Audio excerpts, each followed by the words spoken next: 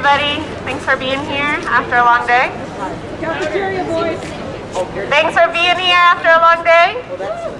All right, here we go. E equals mc squared. You know it? It's the theory of relativity. You want to know what year it came out? 1905. Las Vegas, built.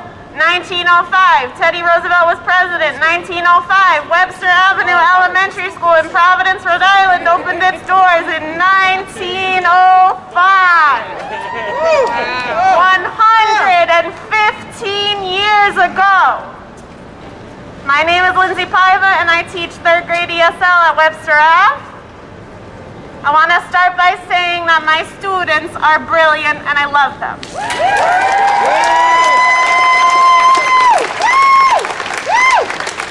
They are thoughtful and curious and empathetic, and they can dream up any solution to any social problem or conflict more efficiently and thoughtfully than any adult that I know, and they're also 8 years old. Yes! My students and their families have been one of the few bright spots for me over the past few weeks and months of anxiety, miscommunication, mistreatment, and despair. And they are my people, and I'm going to tell you that I'm going to fight like hell to make sure that they have a safe place to learn.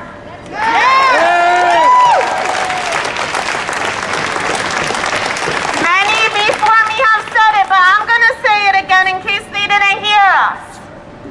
Our schools were not safe before COVID.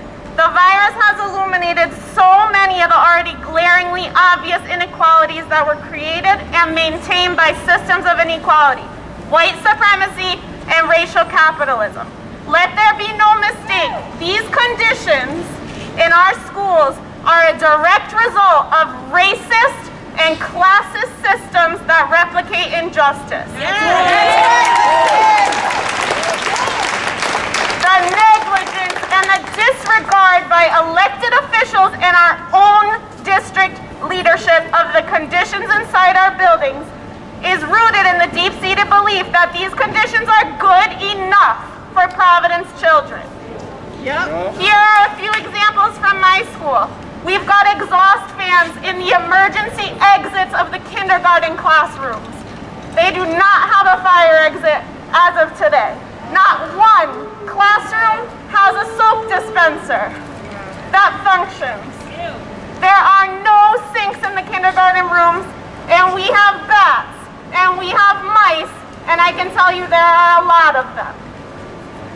As Superintendent Peters proclaimed a few weeks ago and reiterated to all the teachers very clearly on orientation day, teachers need to go above and beyond for our students, and this is the new normal. That's the term.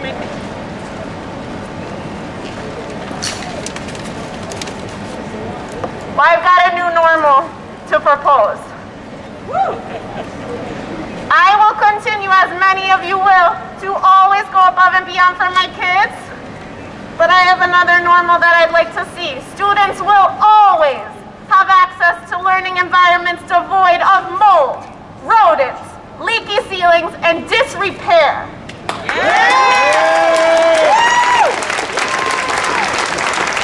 New normal. Students will have safe, clean drinking water in school.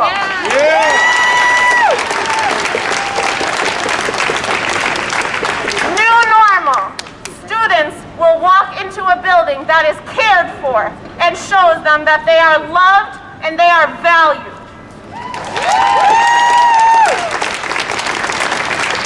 I can't tell you how tired I am of the scarcity narrative. There's not enough money. There aren't enough resources. There aren't enough staff. There's not enough time. Guess what? There is enough. We have had enough, and this is not good